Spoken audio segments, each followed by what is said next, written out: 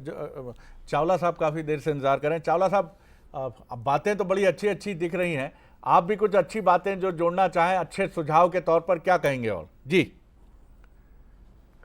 देखिए शरद जी, निश्चित तौर पे एक भारतीय होने के नाते हम भी दिल से चाहते हैं कि मजबूत अर्थव्यवस्था में हम तीसरे क्यों, आने वाले समय में हम नंबर 1 पर रहें, दिल से दुआ है।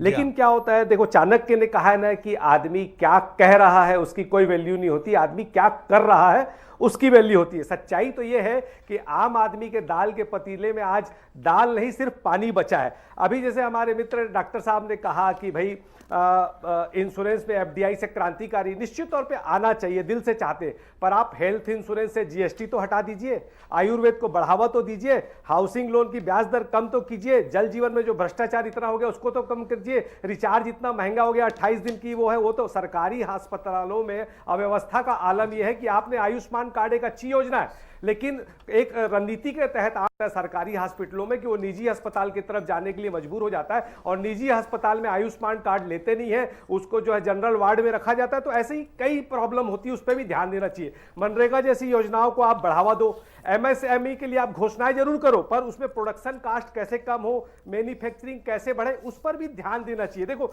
आप नई प्रधानमंत्री उड़ान स्कीम तो ला रहे हैं, पर हवाई जहाज की टिकटें जो है वो आम आदमी की पहुंच से बाहर हो गई। तो ये सारी चीजें हैं, आप सिर्फ घोषणाओं के भ्रम जाल में फंसाने का काम करते हैं। नोटबंदी में जैसे बड़ी बड़ी बात किए थे, पर धरातल में क्या हुआ सब जानते हैं। जीएसटी में आज कितना परेशानी हो रही है वो सब जानते हैं। आप उस दिशा में कोई काम करते नहीं और कहते हैं कि हम अर्थव्यवस्था में इतने मजबूत हो रहे हैं, 2047 का टारगेट लेकर चल रहे हैं आप, पर जो जीडीपी की दर है उसको बढ़ाने के लिए कोई मजबूत कदम आप उठा नहीं रहे।